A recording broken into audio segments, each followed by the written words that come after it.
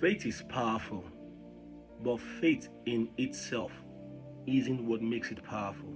What makes faith powerful is not faith in God, but faith in the righteousness of God. We must understand the difference between these two things, because anybody can believe in God, but not everybody can submit to the will of God, to the plans of God.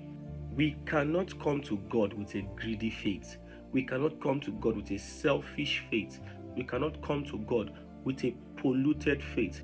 A lot of us that apply faith, yes, the faith is there, but it is for a very selfish reason. Remember, the Bible even says you pray amiss when you pray for selfish reasons. The Bible also makes us to understand that God checks the motive of our heart before he answers our prayers. So faith in itself is not what makes faith powerful, and not even faith in God, like I said, because many people believe in God. I've even heard of cases where people are going to commit crime and they pray that God will make the crime successful. We've heard things like that. We've seen cases where people are doing something illegal, and when they're about to get caught, they pray to God and say, Father, may I not get caught. And for them it is faith, because they believe that God can do it for them. But is that really faith? No. So what makes faith powerful then? What makes faith powerful is faith in the righteousness of God. Believing that God has a mode of operation. God is a holy God.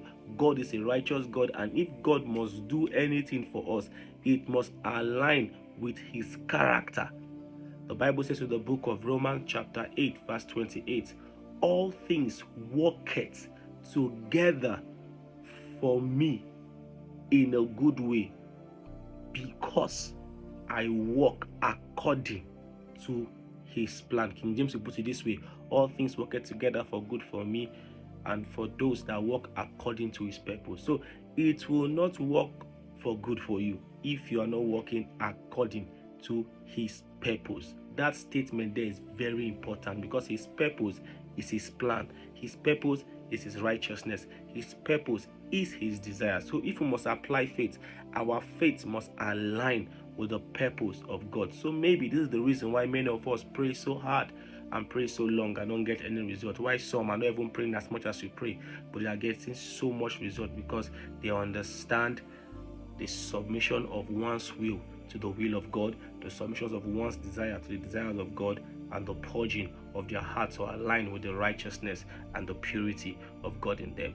So please, I beg you, before you begin to talk about faith, ask yourself, is the faith I'm applying according to the righteousness of God? Or am I just speaking of faith because God has promised he will give me anything, and so my carnal self can just pray to God for anything? It doesn't work that way.